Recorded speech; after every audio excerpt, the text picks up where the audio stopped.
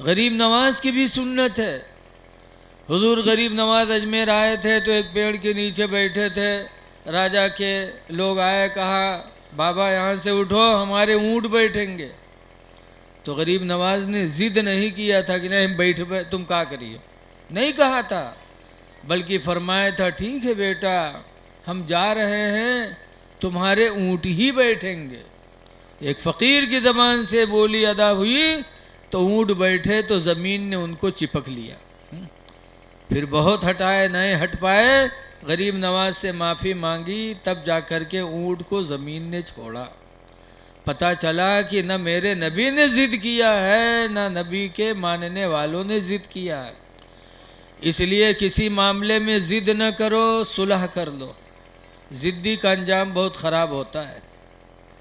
एक नवाब साहब थे, उनके एक नौकर रहे, उनके नाम रहे बुद्धू। नवाब साहब कहीं यार बुद्धू ससुराल चलना था, तो बुद्धू कहीं चलो चला जाए। तो नवाब कहें हमारा पैजामा बहुत गंदा है यार, और ससुराल के मामला है।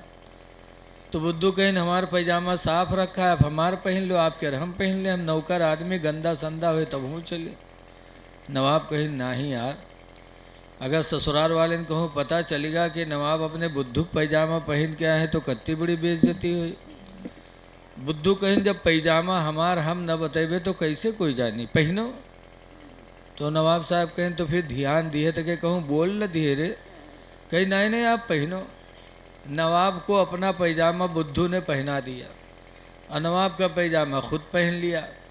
अब नवाब साहब जब ससुराल पहुँचे तो उनके लिए अंदर दरवाज़ा खुल गया, अंदर चले गए और बुद्धुआ के लिए बरामदम चारपाई पड़ गए। बुद्धू बरामदम लेटे। गांव वाले ने पता चला कि नवाब साहब आए हैं तो कुछ लोग मिले आए। अब जब मिले आए तो बुद्धू बाहर, तो लोग पूछें बुद्धू नवाब साहब कहाँ हैं? तो बुद्धू कहा था अगर नवाब साहब से मिले थे तो अंदर चले जाओ, और अगर उनके पैजामा से मिले आए तो इधर मिल लो। तो अब लोग चौंके, कहीं नहीं कौन बात, कहीं बस बात ऐसे है, अगर उनसे मिले आए तो अंदर चले जाओ, अगर उनके पैजामा से मुलाकात करे आए तो इधर मुलाकात कर लो। अब नवाब साहब सुनी तो बहुत आग बगोला, लेकिन सबके सामने करें का। जब सब मिल के चले गए तो नवाब साहब निकले, वो का अमीना कमीना काहे लगे। तो कहे मेरे साहब भूल गया था, पहली गलती है माफ़ कर दो। खैर माफ़ कर दिया। फिर कुछ लोग गाँव वाले आए, जब फिर आए तो बुद्धू से पूछा थे बुद्धू भाई नवाब साहब कहाँ हैं? तो बुद्धू कहा था नवाब साहब तो अंदर है, लेकिन एक बात सुन लो। कहीं नवाब साहब के पास जाए तो सब बात उनसे की हो, लेकिन उनके पैजामा की बात कुछ न की हो। कहीं का बात है? कहीं बात ऐसे सब पूछो, लेकिन उनसे उनके पैजामा न पूछो कि तुम्हारा पैजामा कहाँ है। अब नवाब साहब सुनी फिर बहुत खपा। जब सब चले गए बनी करे मारे लागे, तो कहीं अरे सर मना तो किया रहा है पैजामा न पूछो, के ना लाग फिर पैजामा पैजामा रट रहा है। कहा अच्छा माफ़ कर दो, पैजामे का नाम ज़बान पे नहीं आएगा। खैर फिर माफ़ कर दिया। तीसरे दिन फिर कुछ लोग गांव के मिलने आए। जब मिले आए तो बुद्धू उनका देखें तो बुद्धू सर नीचे झुकाए लिए। लोग आए कहें बुद्धू नवाब साहब कहाँ हैं? बुद्धू एक चुप हजार चुप। फिर कहते हैं अरे बुद्धुआ बोल न रे, नवाब साहब कहाँ हैं? बुद्धू एक चुप हजार चुप, कुछ नहीं बोल रहे। तो फिर लोगों ने डांट के कहा अरे बुद्धुआ बोल न रे, नवाब साहब कहाँ हैं? तो कहते हम कहाँ जाने नवाब साहब कहाँ हैं? जब उनके हम पैजामा नहीं बता सके थे तो उनका हम कैसे बता सके थे? बस नवाब साहब निकले का मार के भगाइन दी। मारा भी गया, नौकरी से भी गया। पता चला कि ज़िद्दी का अंजाम बहुत ख़राब होता है। ज़िद नहीं करना चाहिए किसी भी मामले में, न दीनी मामले में न दुनियावी मामले में। लेकिन आज दीन में भी ज़िद है। मस्जिद में पहुँची हैं, तकबीर होए लागे, इमाम साहब बैठे हैं और मुक्तदी बैठे हैं, और कुछ ठोर ऐसे हैं बौराहा जो खड़े हो जाइए हैं, कहूँ यार पैजामा सो जाइए, कहूँ वार सो जाइए, बैठ के तकबीर न सुनिए। का है उनके ज़िद है कि सुन्नी बैठ के सुनिए तो हम खड़े हो जाइए, और जब सलाम होए तो सलाम में यहाँ बैठे रहिए, खड़े न हुई हैं। ये भी मना है, जिद ना करो। इस्लाम के अंदर भी ऐसे पैजामा है, सुन्नी लोग इतना नीचा पैजामा पहनी है, पैंट पहनी है कि झाड़ू देख जरूरत नहीं है, जहाँ जाते हैं सब लपेटे लिए जाते हैं। और देवबंदी सुन्निन के जिद में इतना ऊंचा पैजामा पहनी है कि लागत है पैजामा न हो, हाफ पैंट वे पहने घूमत। ये सब जिद का मामला है। इस्लाम में जिद अच्छी चीज नहीं है। जिद न करो, न झगड़े में, न मुकदमे में, न दुनिया में, न दीन में।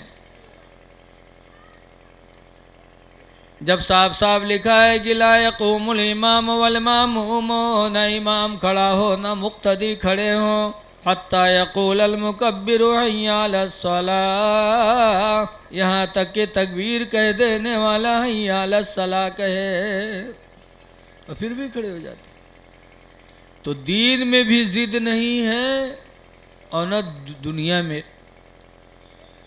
बहरकैफ मैं एक बात कर रहा था, उम्रा के ताल्लुक़ से कुछ कहना है। रसूलुल्लाह सल्लल्लाहु अलैहि वसल्लम ने कई उम्रे अदा फरमाए। मस्जिद आयशा से एहराम बांध कर उम्रा करना एक छोटा उम्रा है, और मस्जिद जईराना से एहराम बांध कर उम्रा करना, इस उम्रे को सरकार ने बड़ा उम्रा बताया है। खाने काबा सबसे पहला घर रुए ज़मीन पर बनाया गया। एक पैगंबर थे हज़रत इब्राहीम अलैहिस्सलाम, उनकी दो बीवियां थी, सारा और हाजरा। सारा लिखा है कि पूरी दुनिया में औरतों में अगर सबसे ज़्यादा खूबसूरत कोई औरत दुनिया में आई तो हज़रत इब्राहीम पैगंबर की बीवी सारा थी। ये हुरैन उनके पाँव धो नहीं रहा। दुनिया में सबसे ज़्यादा खूबसूरत औरतों में अल्लाह ने हज़रत सारा को बनाया था। अब उनकी खूबसूरती का अंदाज़ा इससे लगा लो कि एक बादशाह था, जब कोई आदमी कोई औरत को लेके उसके मुल्क के बॉर्डर पे दाखिल होता था तो सिपाही पूछते थे ये तुम्हारे साथ कौन है। तो अगर वो कह देता मेरी बहन है तो सिपाही छोड़ देते। कहने वाला कह देता कि ये मेरी लड़की है तो सिपाही छोड़ देते। कहने वाला कह देता कि मेरी माँ है तो छोड़ देते। और अगर वो आदमी ये कह देता मेरी बीवी है तो सिपाही उस औरत को पकड़कर बादशाह के पास लेके जाते थे। बादशाह पहले अपने पास उसको रखता था, जितना दिन चाहे रखता था, जब मर्जी होती थी तब छोड़ता था, देता था। उस बादशाह की फितरत में था। तो हज़रत इब्राहीम पैगंबर अपनी बीवी सारा को लेकर के जब मिस्र के बॉर्डर पे पहुँचे और बॉर्डर के सिपाहियों ने जब हज़रत इब्राहीम पैगंबर की बीवी सारा पर निगाह डाली तो सिपाही हैरत में पड़ गए, या अल्लाह ऐसी भी खूबसूरत औरत दुनिया में है। सिपाहियों ने पूछा इब्राहीम पैगंबर से तुम्हारी कौन है। तो हज़रत इब्राहीम पैगंबर जानते थे कि यहाँ का बादशाह जालिम है, अगर बीवी कहूँगा तो वो बला लेगा, अपने पास रखेगा। तो इब्राहीम पैगंबर ने फरमाया था ये मेरी बहन है। क्या फरमाया था? ठीक बोल दो यार, हाँ ना है, कुछ समझ में नहीं आती बात। ये मेरी बहन है।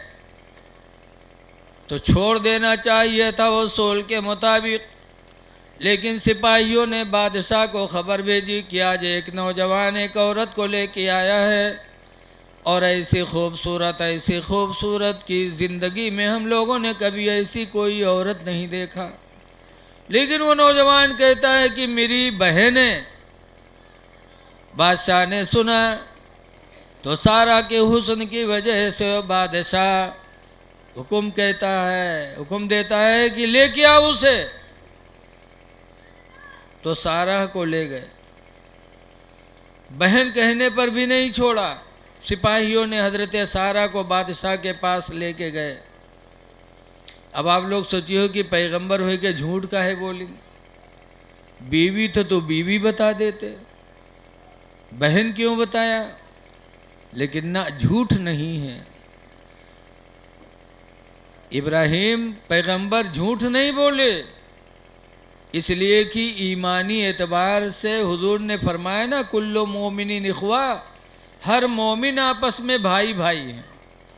मोमिन मर्द मोमिन औरत सब भाई बहन हैं। आज हम और आप भी किसी की बहन को अपनी बहन कह देते, किसी की माँ को अपनी बहन कह देते, माँ बहन बेटी कहते हैं। किस एतबार से? ईमान के एतबार से। तो ईमान के एतबार से सारा इब्राहिम पैगंबर की बहन लगती थी और रिश्ते में बीवी थी, तो झूठ नहीं बोले पैगंबर। लेकिन बादशाह नहीं माना, हजरत सारा को पकड़वाया।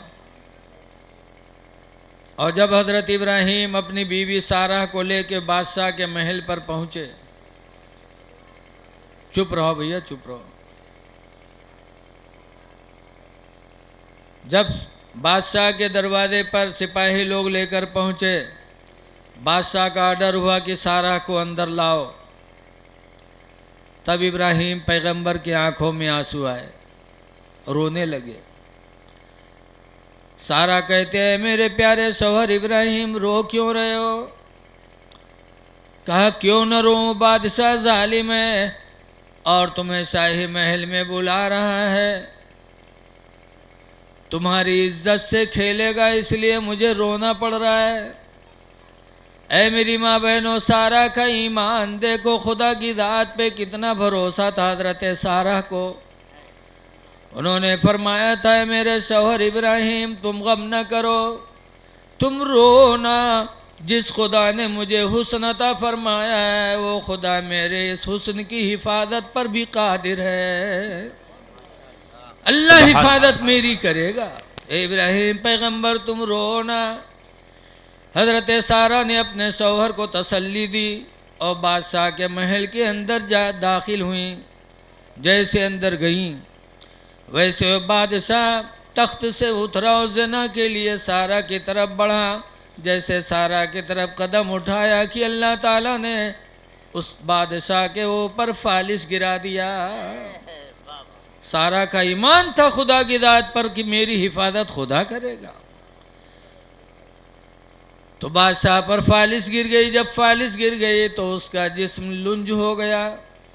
जिसके ऊपर फालिश गिरे थे देखे वही हो, बोली है तो कौन बो करी है, बोलो। जैसे अंडुए नहीं बगबगाते हैं, ऐसा बो करी, चली हैं तो ऐसे हाथ, ऐसे ऐसे पैर मरी हैं, ऐसे ऐसे करी हैं, बोलो चल पाते हैं? ऐसे ही वो करने लगा। सारा से माफ़ी मांगा। अल्लाह वालों को रहम भी बहुत जल्दी आता है। हजरत सारा ने माफ़ कर दिया। जब माफ़ कर दिया तो बादशाह फिर सही हो गया, सही हो गया। लेकिन हजरत सारा का हुस्न लाजवाब था। सही होने के बाद भी ज़िना से बात ना आया और फिर दिल का इरादा बदला और सारा की तरफ बढ़ना चाहा। सोचा को वीर थोरो हुई। जैसे फिर आगे बढ़ने की हिम्मत किया, अल्लाह ताला ने दोबारा फिर फालिश उसके ऊपर डाल दिया। जब फिर फालिश गिरी, फिर माफ़ी मांगा। हजरत सारा ने माफ़ कर दिया। तब बादशाह ने हजरत इब्राहिम को बुलाया। बुलाने के बाद फरमाया, इब्राहिम, सारा को ले जाओ और इसी जैसी एक औरत और है जिस पर मुझे कुदरत न मिली, वो हाजरा है, हाजरा को ले जाओ। ऐसी पाक औरतें हजरत इब्राहिम पैगंबर के निकाह में थीं। ऐ लोगों, जब इंसान गुनाह से बचना चाहता है तो अल्लाह ताला रास्ता पैदा कर देता। आजकल बहुत से कहीं कहावतें दबाव में पड़ गया तो कई लिया रहा है। अरे कौन दबाव? तुमको ये सोचना चाहिए कि बंद महल में कोई नहीं देख रहा, लेकिन मेरा परवरदिगार तो देख रहा है। तो दो बीवियां थी हजरत इब्राहिम पैगंबर के निकाह में, हाजरा और सारा। हजरत हाजरा हामिला हो गई और उनसे एक लड़के पैदा हुए जिनका नाम इस्माइल रखा। और सारा की गोद से कोई लड़के नहीं। तो हजरत सारा सोचने लगी कि अब इब्राहिम हाजरा को ज़्यादा मानेंगे, तो सवत सवत में कभी बनी नहीं है। उके जू से पूछो जी के निकाह में 2 मेहर हुआ हूँ। बोलो, हमारे एक दोस्त हैं, उनके निकाह में 2 मेहर हुआ। एक मर्तबा आए तो उनके कुर्ता उर्ता सब फाट, और ये मेर हम पे जैसे भैंसा हम पत। हम लोग पूछें काब हो हजरत? अरे न पूछो, पुरन की अपने लंग खींचे नहीं कि अपने लंग वहीं कुर्तो फाट गया, हालत खराब है। बड़े शौक से 2 मेहरुआ कैले हैं। उसके बाद जब बीती तब रोवत घूमी। सवत सवत में बहुत कम बनती है। जब हजरत हाजरा की गोद अल्लाह ताला ने हरी भरी फरमा दिया, इस्माइल को अल्लाह ने उन्हें अता कर दिया, और सारा की गोद खाली थी, तो सारा ने सोचा कि इब्राहिम की तवज्जो उनकी तरफ चली जाएगी। तो एक दिन सारा ने खुदा का वास्ता दिला दिया, कहे इब्राहिम पैगंबर, तुम्हें उस खुदा का वास्ता देती हूँ जिसने तुम्हें नबूवत से माला माल किया है। उस खुदा का वास्ता देती हूँ कि तुम हाजरा और हाजरा के बेटे इस्माइल को ले जाके जंगल में छोड़ दो। जंगल में छोड़ो इन दोनों को। औरतों को अकल बहुत कम होती है। कैसी दुश्मनी की, कहा जंगल में छोड़ो। लेकिन खुदा का वास्ता दे दिया था, इसलिए इब्राहिम पैगंबर ने हजरत हाजरा को तैयार किया और इस्माइल को लिया और चल पड़े। कहाँ गए? कौन जंगल? कतनिया वाला जंगल। किस जंगल में गया? जहाँ मक्का शहर आबाद है, जहाँ काबा है, जहाँ शहर मक्का है, वो पहले जंगल था। उसी जंगल में हजरत इब्राहिम पैगंबर अपनी बीवी और अपने बेटे इस्माइल को लेकर के गए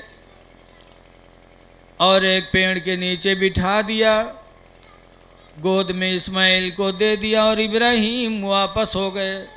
जब वापस हुए तब हजरत हाजरा ने इस्माइल को ज़मीन पे लिटाया और दौड़ी और इब्राहिम के कदमों को पकड़ लिया। कहा इब्राहिम, खुदा के वास्ते माफ़ कर दो। कौन सी गलती हो गई इब्राहिम? मेरे बच्चे ने क्या गलती किया? मैंने क्या गलती किया कि आज मुझे मेरे बेटे को जंगल में छोड़े जा रहे हो? ऐ इब्राहिम पैगंबर, इस जंगल में जानवर हैं, दरिंदे हैं, पीने के लिए पानी नहीं है, खाने के लिए दाना नहीं है। इस जंगल में हम दोनों को क्यों छोड़ के जा रहे हो? ऐ इब्राहिम, कौन सी गलती मुझसे हो गई है?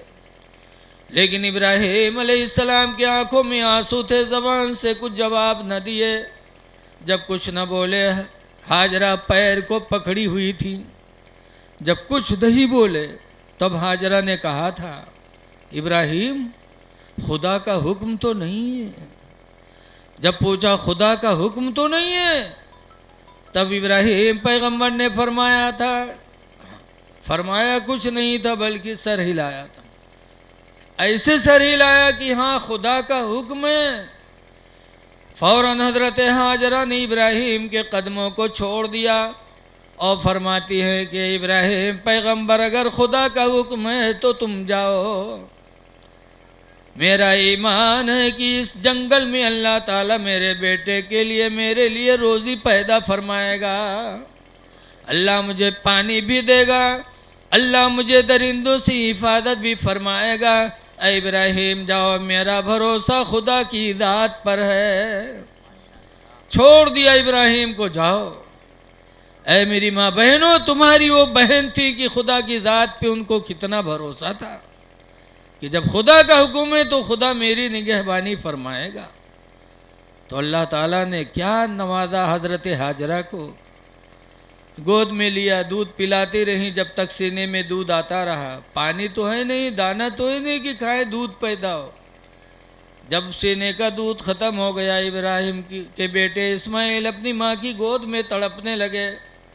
तो 2 पहाड़ियाँ थी करीब में। आप जाएंगे हाजी लोग तो देखेंगे, एक तरफ सफ़ा है, एक तरफ मरवा है।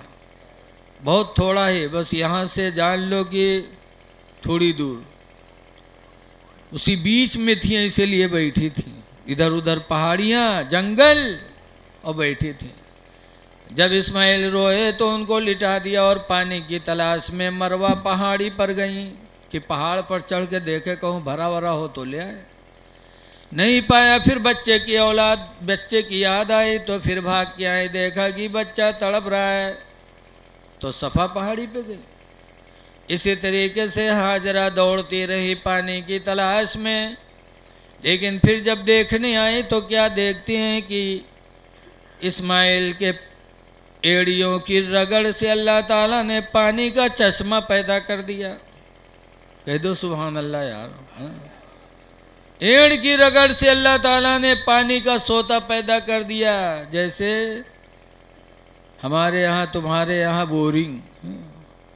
अब ऐसा पानी निकलने लगा कि हजरत हाजरा पहुँची और मेड़ बांधने लगी। और मेड़ बांधते जाती थी और कहती थी जम जम जम जम। ये अरबी लफ्ज़ है जम जम, यानी रुक रुक रुक रुक, ऐसे कहती थी जम जम और मेड़ बांधती जाती थी। रवायतों में है कि अगर हाजरा के मुंह से बोली न निकली होती जम जम की रुक रुक न बोली होती तो ये पानी का चश्मा पूरी दुनिया में जाता। गुलरों में ही आ जात, खन्नापुरों में आ जात, पूरी दुनिया में आता। लेकिन अल्लाह की बंदी की ज़बान से एक लफ्ज़ निकला तो अल्लाह ने उसमें कितना असर पैदा कर दिया, पानी का चश्मा भर गया। अब माँ बेटे के अलावा कोई नहीं। इतने में एक काफ़िला गुजरा, प्यास की ज़रूरत, पानी की ज़रूरत पड़ी तो जहाँ पानी होता था उस ज़माने में परिंदे मुड़लान देते थे।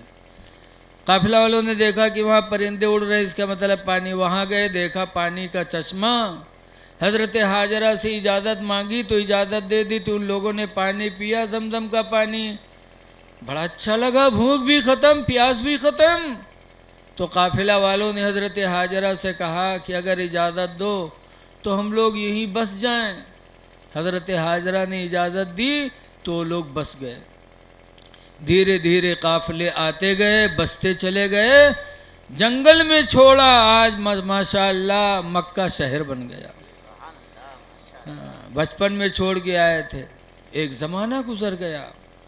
तब इब्राहीम अलैहिस्सलाम ने सोचा कि मैं अपनी बीवी और बेटे को जंगल में छोड़ के आया था, जाए देखें कि मेरे बच्चे हैं कैसे।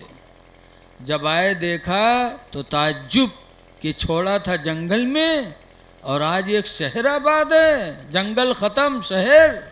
अब इससे सोचो कितना ज़माना गुज़र गया होगा। वहाँ लोगों से पूछा कि इस्माइल का घर कौन है, बताया वो घर है। वहाँ गए इब्राहीम पैगंबर ने दरवाज़ा खटखटाया तो एक औरत निकली, सलाम किया। इब्राहीम अलैहिस्सलाम ने कहा इस्माइल कहाँ है? कहा आप कौन है? कहा मैं उनका बाप हूँ। तुम कौन हो? कहा मैं इस्माइल की बीवी हूँ। इस्माइल कहाँ है? कहा वो जंगल शिकार करने गए हैं। कब आएंगे? कुछ पता नहीं। तो इब्राहीम अलैहिस्सलाम ने फरमाया कि मैं वापस जा रहा हूँ, शाम को मेरा बेटा इस्माइल जब आएगा तो बता देना कि तुम्हारे अब्बू इब्राहीम आए थे मुलाकात के लिए, लेकिन वापस चले गए। और मेरी तरफ से एक पैगाम दे देना, कह देना कि ये घर की चौखट बदल दे। घर की चौखट, चौखट जाना तो कि नहीं जाना था? दरवाजे में चौखट लागत है ना, इस घर की चौखट को बदल देंगे। इब्राहीम अलैहिस्सलाम ये कह के चले गए। शाम को इस्माइल अलैहिस्सलाम जब जंगल से वापस आए, उनकी बीवी ने बताया कि आज तुम्हारे अब्बू इब्राहीम आए थे। अब्बा आए थे? अब बताओ, दूध पीते थे जब छोड़ा था, आज जवानी के आलम में शादीशुदा हो गए, कितना ज़माना गुजर गया होगा। आज बाप बेटे से मुलाकात होने वाली थी लेकिन नहीं हुई। जब इस्माइल अलैहिस्सलाम की बीवी ने बताया कि आज आपके अब्बू इब्राहीम आए थे, आपको पूछ रहे थे। अरे तो रोका नहीं तूने? खाना दिया, पानी दिया? कहा नहीं, कुछ नहीं किया। तो रोने लगे, हाय मेरे बाप, है एक ज़माने के बाद बगैर खाना पीने के वापस हो गए, तूने रोका तक नहीं। ये बताओ मेरे अब्बा कुछ कह के गए हैं मुझसे? बीवी ने कहा कह के गए हैं कि ये घर की चौखट बदल दें, अच्छी नहीं है। तब इस्माइल अलैहिस्सलाम रोए कि तू बड़ी बदनसीब निकली, मेरे बाप ने जो कहा है कि घर की चौखट बदल दे, अच्छी नहीं है, चौखट से मुराद तू है, तू अच्छी नहीं है। अगर अच्छी होती तो मेरे बाप के दिल को दुख न पहुंचाती। मेरे बाप का दिल तुझसे दुखी हुआ, तेरे बारे में कह के गए हैं। इस्माइल अलैहिस्सलाम ने अपनी बीवी को तलाक दे दिया और छोड़ दिया, कहा चौखट से मुराद तू है, मेरे बाप कह के गए। फिर इस्माइल अलैहिस्सलाम ने दूसरी शादी किया। एक ज़माना गुजर गया, फिर इब्राहीम अलैहिस्सलाम सोचे कि लाओ जाए देखें कि मेरा बेटा कैसा है। फिर गए तो अब तो दरवाज़ा जान ही गए थे। जाते जाते दरवाज़ा खटखटाया, अंदर से आवाज़ आई, कौन? कहा मैं इस्माइल का बाप इब्राहीम हूँ। फ़ौरन इस्माइल अलैहिस्सलाम की बीवी आई, दरवाज़ा खोला और सलाम किया। फिर बुलाया कि अंदर आइए अब्बू, अंदर आइए अब्बू, अंदर आइए। अंदर गए, पानी दिया, इब्राहीम अलैहिस्सलाम को पानी पिलाया। फिर इब्राहीम अलैहिस्सलाम लेटे तो उनके बालों पे पानी डाला, गर्दो गुबार को धुला। फिर उसके बाद खाना खिलाया। कहा अब्बू रुको, जंगल गए हैं, अभी आते होंगे, अभी आते होंगे। शाम हो गई तो इब्राहीम पैगंबर कहते बेटी मैं चल रहा हूँ। कहा अब्बू रुको, आ रहे हैं? कहा नहीं बेटी मैं जा रहा हूँ, और मेरे बेटे इस्माइल आएंगे तो उनसे एक बात कह देना कि ये घर की चौखट बहुत अच्छी है, इसकी हिफाजत करेंगे, इसको हिफाजत से रखेंगे। कहा ठीक है अब्बू, कह दूंगी, उसे क्या पता। जब शाम को इस्माइल अलैहिस्सलाम आए और बीवी ने बताया तो इस्माइल अलैहिस्सलाम फिर रोए, कहा मेरे अब्बा कुछ कह के गए हैं। कहाँ कह के गए हैं कि इस घर की चौखट की हिफाजत करना, इसकी हिफाजत करना, इसको हिफाजत से रखना, है चौखट अच्छी है। इस्माइल अलैहिस्सलाम फरमाते हैं खाना खिलाया था, खिदमत किया था।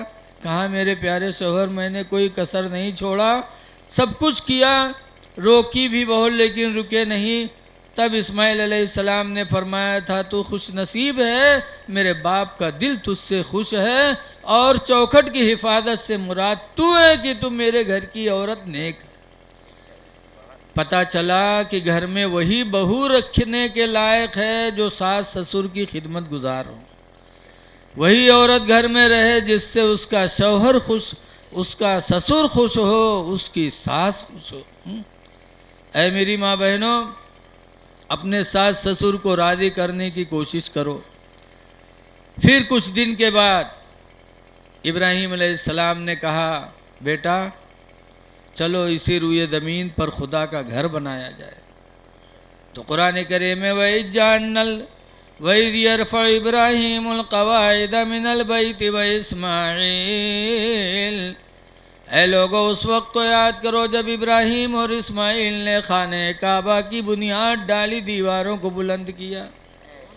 कैसे खुश नसीब थे कि बाप बना रहे थे, बेटा मदद कर रहा था। बाप बेटे ने इस रुए ज़मीन पर खुदा का एक घर बनाया।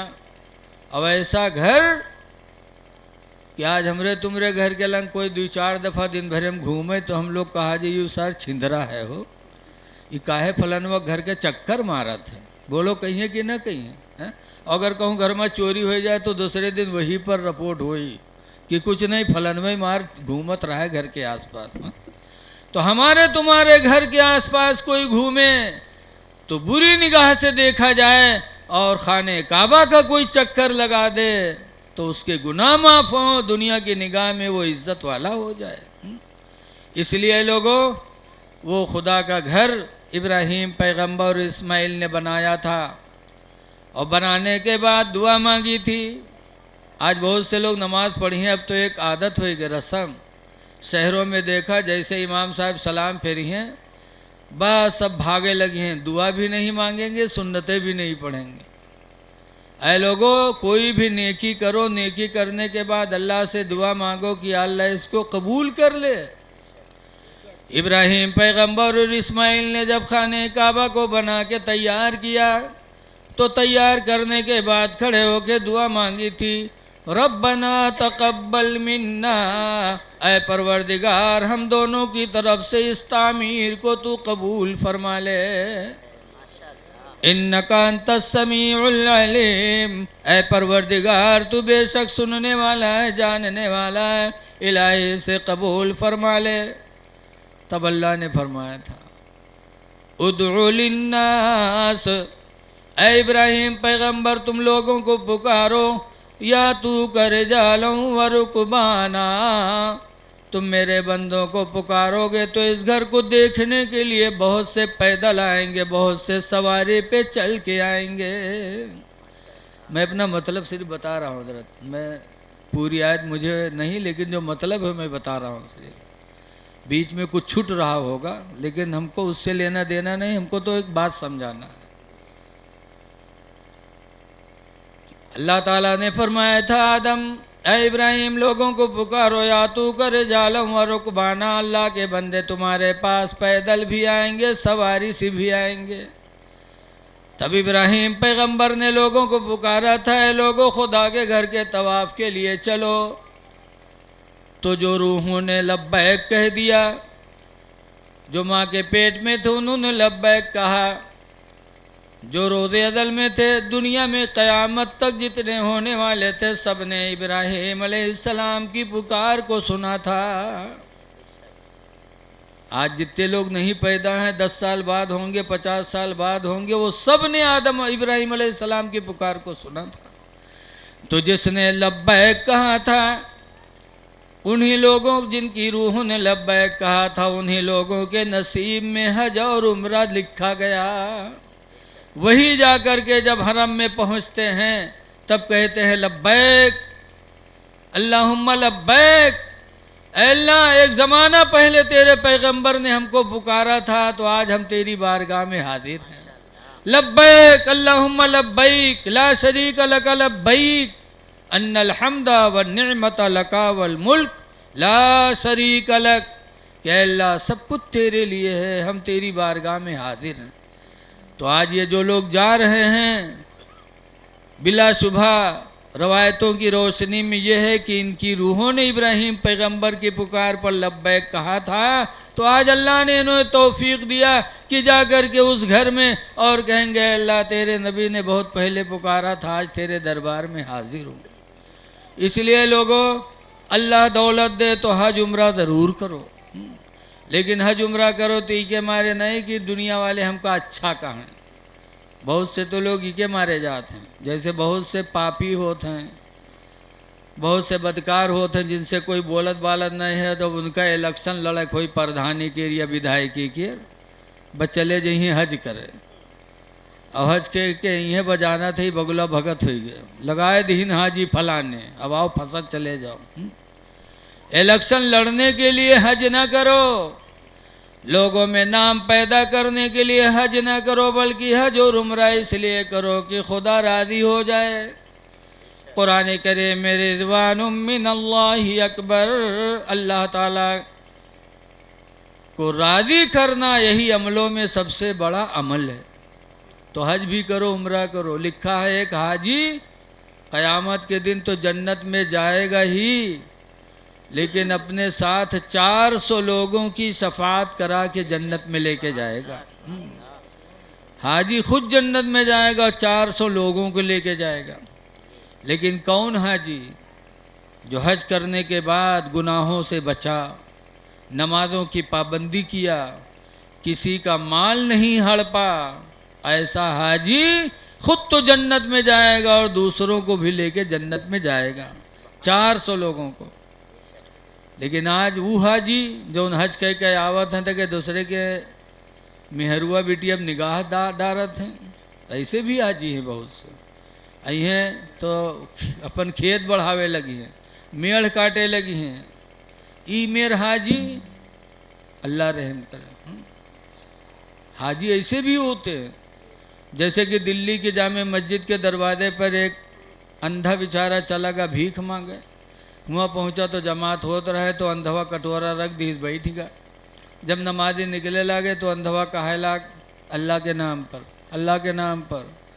तो लोग निकले लागे और ठन्नी चौड़नी डारे लागे। जब सुने खन्ने से तो कहा अल्लाह भला करे, अल्लाह भला करे, दुआ मांगे चला जाए, लोग डारे चले जाए।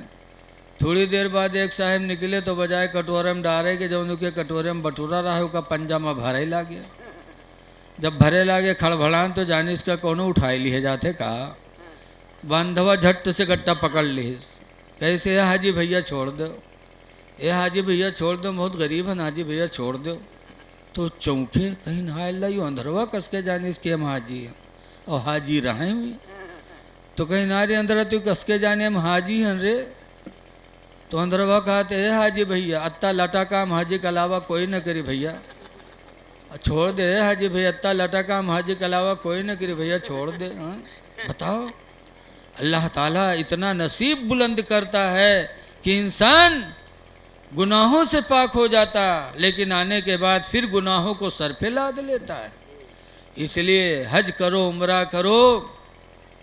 हदीस पाक में हुजूर फरमाते हैं वफदुल्लाहि सलास, अल्लाह के मेहमान 3 लोग हैं, 3 बंदे अल्लाह के मेहमान। देखो आज विधायक का कोई मेहमान है तो उसका दर्जा बड़ा रहता है, प्रधान का मेहमान दर्जा बड़ा है, गरीब आदमी का मेहमान उसका दर्जा उस हिसाब से, और जो खुदा का मेहमान हो जाए उसका दर्जा कितना बड़ा होगा। जब सबसे बड़ा अल्लाह तो उस मेहमान का भी दर्जा सबसे बड़ा होगा। हुजूर फरमाते वफदुल्लाहि सलास, अल्लाह के मेहमान 3 बंदे हैं। नंबर 1 पर सरकार फरमाते हैं अल्हाजो, हज करने वाला हाजी। दूसरे नंबर पर फरमाया वल आमिर, और उम्रह करने वाला। तीसरे नंबर पर फरमाया वल मुजाहिदु फी सबीलिल्लाह, अल्लाह की राह में जिहाद करने वाला।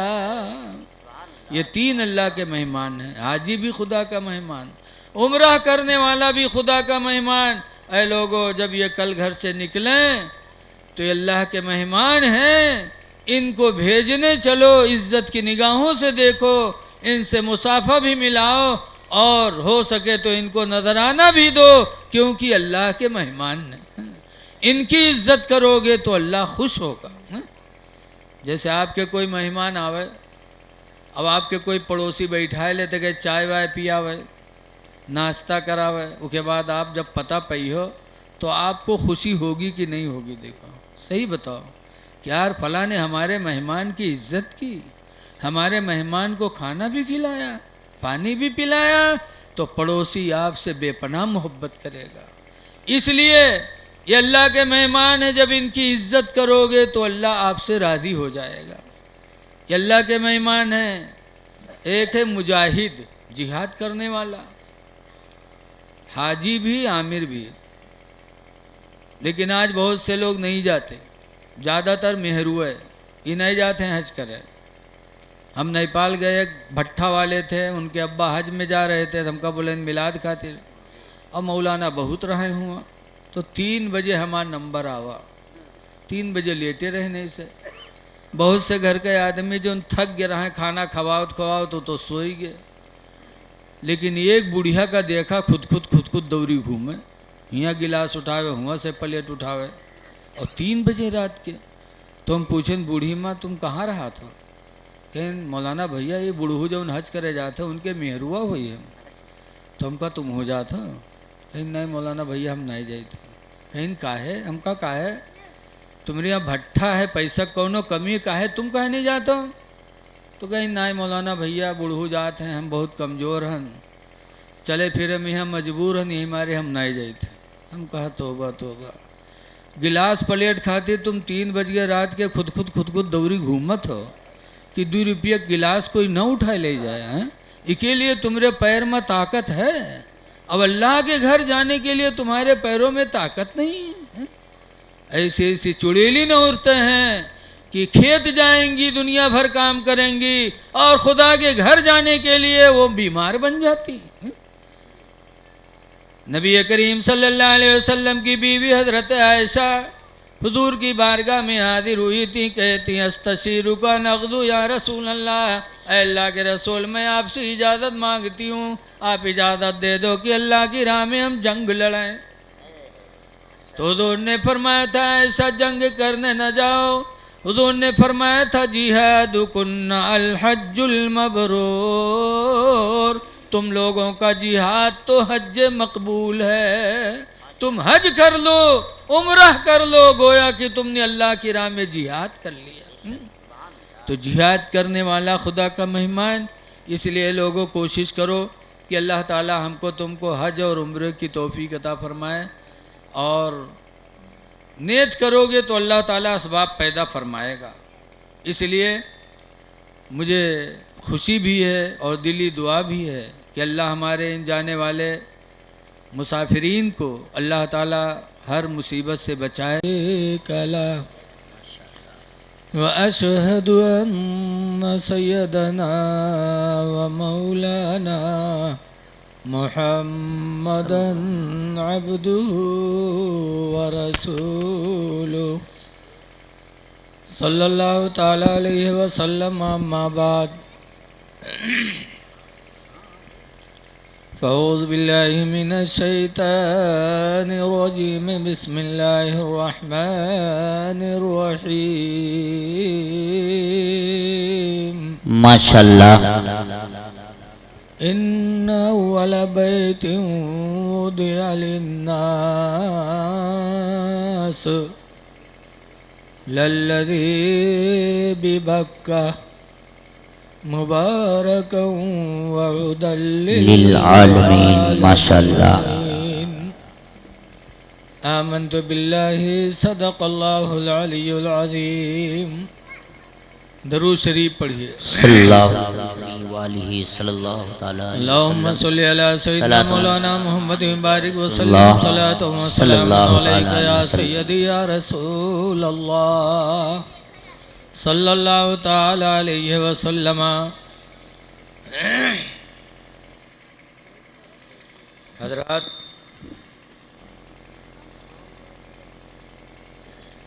ऐसे मजमा इधर है तो इधर बैठे। आप लोग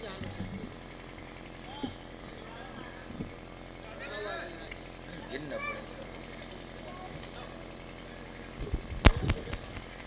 हेलो अन्ना भाई, थोड़ी देर के चले आओ भैया। आप लोग आज दुकान बेचे आए हो तो दुकान बेचोगा, जलसा सुने आए हो तो जलसा सुनो भैया।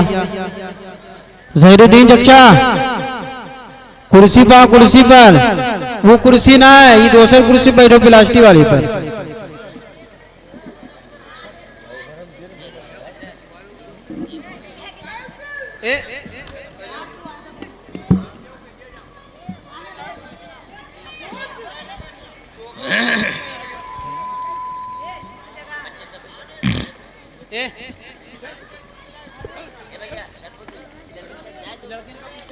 आ जाओ बेटा, आ जाओ, आ जाओ, आप लोग आ जाओ, बैठ जाओ इधर, कुर्सी लेके बैठ जाओ। चले आओ इधर, चले आओ यार।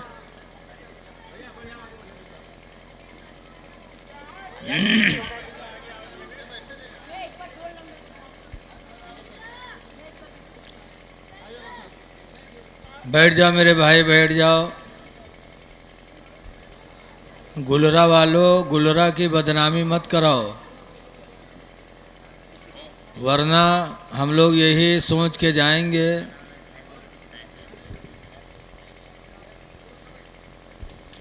कि हम लोग ऐसी जगह मिलाद पढ़ने गए जहाँ साहिबे खाना अगर खाना खा चुके हैं तो वो भी चले आए, अगर खाना ना खा पाए हों तो खाना खा करके चले आए।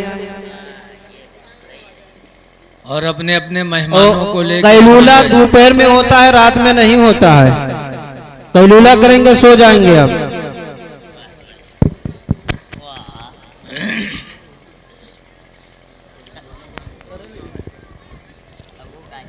अब आप लोग बोलो ना, थोड़ा सा खामोशी इख्तियार करो। जो बाहर के मेहमान अपने इन अल्लाह के मेहमानों को भेजने के लिए आए हैं, उनसे गुजारिश है कि आप महफिल में आ जाएं ताकि आपको भी सवाब मिले और मस्जिद और मजलिस का मामला आगे बढ़े।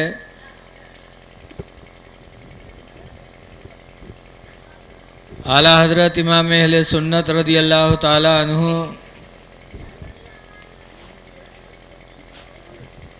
फरमाते हैं कि उनके तो फैल हज भी खुदा सुभान अल्लाह ने करा दिए। नबी के तुफैल अल्लाह ने हज और उम्रह की तौफीक अता फरमाई।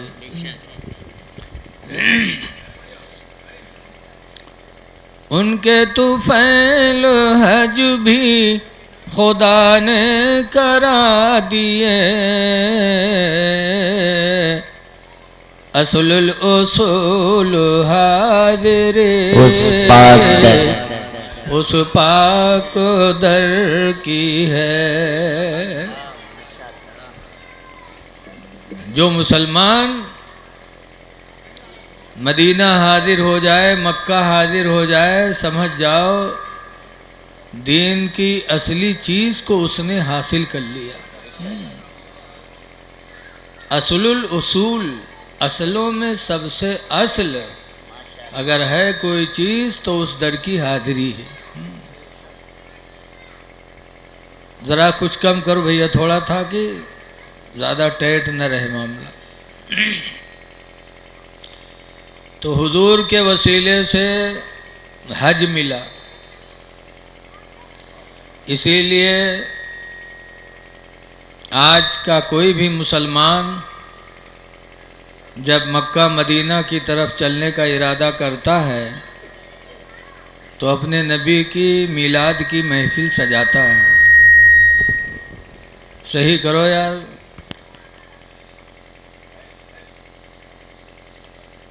इसलिए कि अगर हुजूर ना आए होते तो आसमान व ज़मीन को अल्लाह पैदा न करता तो काबा कहाँ से बन जाता, और काबा के बनाने वाले हज़रत इब्राहीम खलीलुल्लाह कहाँ से आ जाते। फरमाते हैं कि होते कहाँ खलीलो बिना काबा मिना। होते कहाँ खलीलो बिना काबा मिना। लौलाक वाले साहिबी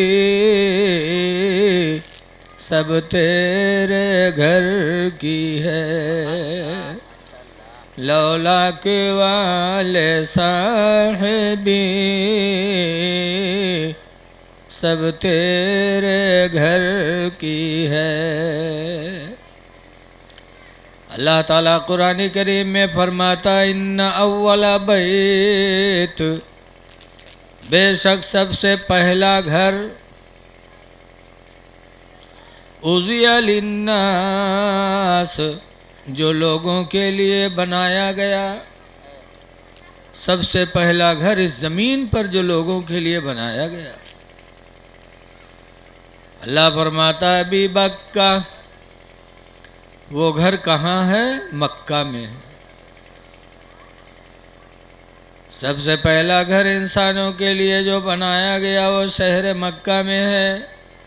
वो घर कैसा है? अल्लाह फरमाता मुबारकम व हुदल लिल आलमीन। वो घर सारे आलम के लिए रहमत भी है और सारी दुनिया के लिए वो घर बरकत वाला है और हिदायत वाला है। जो उस घर की ज़ियारत कर लेगा हिदायत मिल जाएगी और ऐसी बरकत अल्लाह उसे देगा कि ज़िंदगी में कभी मुहताज न होगा। अल्लाह ने कुरान में उस घर की सिफत बताई है कि वो घर मुबारक भी है, हिदायत भी है। इसीलिए किसी हाजी को आपने मुहताज नहीं पाया होगा। अल्लाह अपने घर की ऐसी बरकत दे देता कि वो हाजी और उम्रह करने वाला अल्हम्दुलिल्लाह ज़िंदगी भर खुशहाल रहते। खुशनसीब हैं बच्चे जिन्होंने अपने वालिदैन को हरमैन तैयबैन के लिए तैयार किया।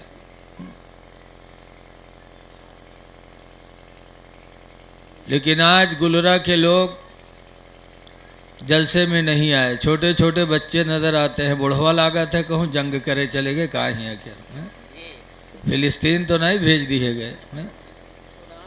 बताओ, छोटे छोटे बच्चे। मुन्ना बुला बुला के लाओ यार, सबका बैठो बिठा लो। ये हमारे मुन्ना भाई माशाअल्लाह, जिनका खन्नापुरवा से एक गहरा लगाव है, इन्होंने फ़ोन किया और हाज़िरी हुई। साहिब खाना भी लायक तारीफ़ हैं कि तने तनहा इतना बड़ा सफ़र भी कर रहे हैं और इतना बड़ा अपने नबी की महफ़िल भी सजा रहे हैं। इतनी बड़ी महफ़िल, अल्लाह इन्हें बरकतें अता फरमाए। तो देखो गुलरा वाले चले आओ, वरना हम यहाँ से जाके यही असर लेके जाएंगे कि हम ऐसी जगह तकरीर करने चले गए जहाँ हम लोगों की कोई दर नहीं है, कोई सुनने वाला नहीं। ये तो ऐसे था कि एक जगह ऐसे ही लोगों की हालत देखी तो एक मौलाना साहब बोले, हाय अफसोस इस्लाम कितना पीछे चला गया कि इस्लाम के मानने वाले नहीं आए हैं।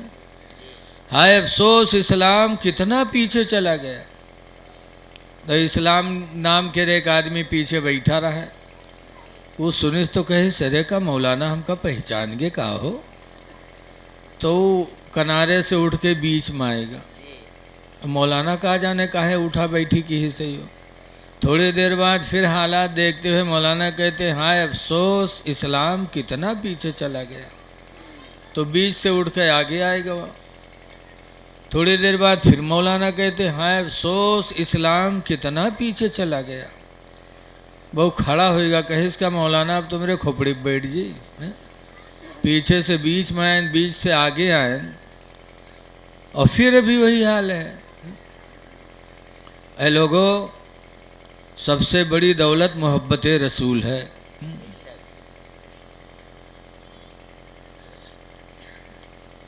आसरा मेरे दिल का ला इलाहा इल्लल्लाह। आसरा मेरे दिल का ला इलाहा इल्लल्लाह। अर्श पर लिखा देखा ला इलाहा इल्लल्लाह। और कितनी मीठी बातें थी मुस्तफ़ा खुदा जाने। कितनी मीठी बातें थी मुस्तफ़ा खुदा जाने। पत्थरों ने पढ़ डाला ला इलाहा इल्लल्लाह। आप नबी के महफिल में आए हैं, कुछ ज़रूरी बातें सुन लें। स्टेज पर हमारे बुज़ुर्ग आलिम दीन हज़रत अल्लामा मौलाना मोहम्मद शरीफ खां साहब क़िबला हाजिर हैं। इंशाअल्लाह उनका भरपूर बयान होगा और हमारे हुफ़ाज़े किराम भी बैठे हैं। देखिए, उम्रह ये मेरे नबी की सुन्नत है, सहाबा की सुन्नत है। हुज़ूर सल्लल्लाहु अलैहि वसल्लम मक्का से हिजरत करके गए और मदीने में 6 साल रहे। सना हिजरी 6 को हुज़ूर 1400 सहाबा को लेकर और उम्रह करने के लिए मक्का रवाना हुए। मक्का से पहले हुदैबिया एक जगह है, मक्का के लोगों ने हुजूर को रोक दिया, कहा इस साल आप उम्रा नहीं कर सकते, आप वापस जाइए। तो हुजूर ने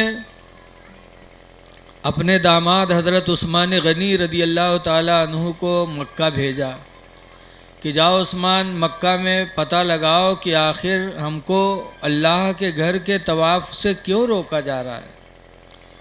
हज़रत उस्मान गनी मक्का आए और लोगों से पूछा तो लोगों ने बताया कि इस साल हम लोग उम्रा नहीं करने देंगे। हज़रत उस्मान गनी को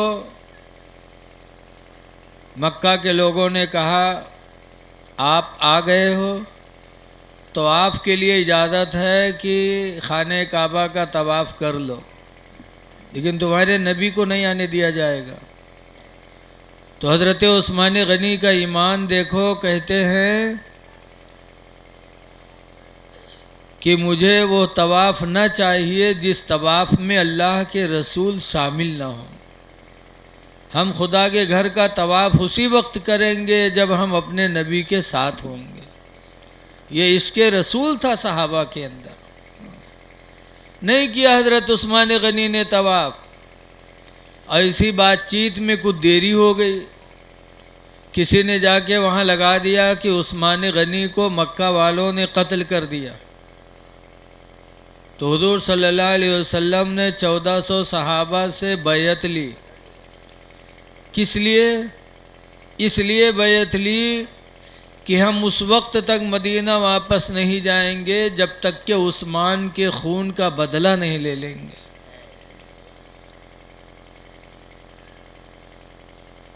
इन्नमा युबायऊन अल्लाह, नबी के हाथों पे हाथ देकर सहाबा ने बैयत कर ली हुजूर से कि हम भी उस्मान के खून का बदला लेके जाएंगे। बाद में हज़रत उस्मान गनी पहुंच गए तो जोश ठंडा हो गया। तो मक्का के लोगों ने कहा, इस साल आपको वापस जाना पड़ेगा, आपको उम्रा हम लोग नहीं करने देंगे। सरकार ने झगड़ा नहीं किया। कहा ठीक। तो सुलहनामा लिखा जाने लगा। सरकार ने इस पे सुलह कर लिया कि इस साल हम वापस चले जाएंगे, उम्रा नहीं करेंगे। फिर मक्का के लोग कहते, एक बात और सुन लो, आइंदा साल आना, लेकिन हाथ में अपने साथ कोई हथियार नहीं ला सकते, अकेले खाली हाथ आना पड़ेगा आपको। अल्लाह के रसूल सल्लल्लाहु अलैहि वसल्लम कितने साबिर थे, उन्होंने दूसरी शर्त भी मंजूर कर लिया। कहा ठीक है, हम आइंदा साल आएंगे लेकिन कोई हथियार लेके नहीं आएंगे। फिर मक्का के लोगों ने तीसरी बात रखी सुलह में कि हमारे मक्का का कोई आदमी आपके मदीने में जाएगा तो आपको वापस करना पड़ेगा। कहा ठीक, वापस कर देंगे। फिर कहा, और अगर आपके मदीने का कोई आदमी हमारे मक्के में आया तो हमारी मर्ज़ी होगी वापस करेंगे, नहीं मर्ज़ी होगी आपके आदमी को वापस नहीं जाने देंगे, यहीं रोक लेंगे। तो हुजूर ने फरमाया भी ठीक है। तो हज़रत उमर रदी अल्लाह ताला अन्हु खड़े हो गए। कहा, या रसूल अल्लाह सल्लल्लाहु अलैहि वसल्लम, क्या आप हक पर नहीं हैं? कहा, बेशक हम उमर हक पर हैं। तो हज़रत उमर कहते हैं, जब आप हक पर हैं तो ये दब के सुलह क्यों कर रहे हैं आप? ये तो दबाया जा रहा है कि इनका आदमी जाए तो हम वापस करें और हमारा आदमी आए तो ये चाहे वापस करें चाहे न वापस करें। आप दबकर सुलह क्यों कर रहे हैं अगर आप हक पर हैं? तो हज़रत अबू बकर सिद्दीक सरकार के दोस्त मौजूद थे। उन्होंने हज़रत उमर के सीने पे हाथ मारा। कहा, उमर इल्जिम गर्जहू, इनके दामन को थाम लो। फ़इन्नहु रसूलुल्लाह, पर बेशक ये अल्लाह के रसूल हैं। जो ये कर रहे हैं इसी में अल्लाह ताला हमें कामयाबी अता फरमाएगा। सुभान अल्लाह। सुलह कर लिया, और सुलह में इतनी बरकत होती है। सुलह करके देखो तो किसी मामले में। अल्लाह के रसूल ने सुलह कर लिया और फिर आने वाले सना 7 हिजरी में रसूलुल्लाह सल्लल्लाहु अलैहि वसल्लम ने उस उम्रे की क़ज़ा अदा फरमाई। और फिर सना 8 हिजरी आया तो 10,000 सहाबा को लेकर रमज़ान शरीफ के महीने में शहर मक्का को आकर के हुजूर ने फतह फरमा लिया। फतेह हो गया मक्का, कब्जा हो गया अपना। तो उम्रा सरकार ने भी किया, सहाबा ने भी किया है। आज अगर कोई उम्रा करने जाता है तो गोया कि अपनी नबी की सुन्नत अदा कर रहा है, सहाबा के रास्ते पे जा रहा है। ऐ लोगों, नबी के इस वाक़ये से हमको सुलह का सबक मिलता है। अगर किसी से मुकदमा चल रहा हो तो सुलह कर लो। सुलह करोगे कामयाबी आप ही को मिलेगी। लेकिन कुछ ऐसे हैं, सोचते हैं चाहे हमारी जगह जमीन सब बिका जाए लेकिन हम पीछे न हट गए। ऐसे लोग हैं बेवकूफ़, वो है ज़िद्दी, और ज़िद्दी कभी कामयाब नहीं हो सकता। ज़िद न करो, सुलह कर लो। मियाँ बीवी में मुकदमा चल रहा हो तो मियाँ बीवी सुलह कर ले, अल्लाह ताला खैर फरमाएगा। ज़मीन का मुकदमा चलता हो, सुलह कर लो, अल्लाह ताला एक ज़मीन के बदले में कई ज़मीन अल्लाह आपको अता करेगा। कुरान में अल्लाह फरमाता है इन्नल अर्दा लिल्लाह, बेशक ज़मीन अल्लाह की है, यूरिसुहा मन यशाउ मिन इबादी, अल्लाह ताला अपने बंदों में से जिसको चाहे इस ज़मीन का वारिस बना दे। अच्छा तो नहीं बोल दो सुभान अल्लाह यार, कहाँ हम फारसी वारसी बोले थे का, और हिया ना बोलियो सुभान अल्लाह तो अब रजाइम जइयो तब कहियो सुभान अल्लाह। अरे आए हो कम से कम सुभान अल्लाह बोलो, आपकी ज़बान साफ़ होगी, आपको नेकी मिलेगी, आपको नींद नहीं आएगी और ये पता चलेगा कि आप सुन रहे हैं। तो जिद न करो, जिद करोगे सिवाय बर्बादी के कुछ भी नहीं। कैसा भी मुकदमा हो, झगड़ा हो, सुलह कर लो। सुलह करना मेरे नबी की सुन्नत है, गरीब नवाज की भी सुन्नत है। हुजूर गरीब नवाज अजमेर आए थे तो एक पेड़ के नीचे बैठे थे। राजा के लोग आए, कहा बाबा यहाँ से उठो, हमारे ऊँट बैठेंगे। तो गरीब नवाज ने जिद नहीं किया था कि नहीं बैठ तुम क्या करिए, नहीं कहा था, बल्कि फरमाया था ठीक है बेटा, हम जा रहे हैं, तुम्हारे ऊँट ही बैठेंगे।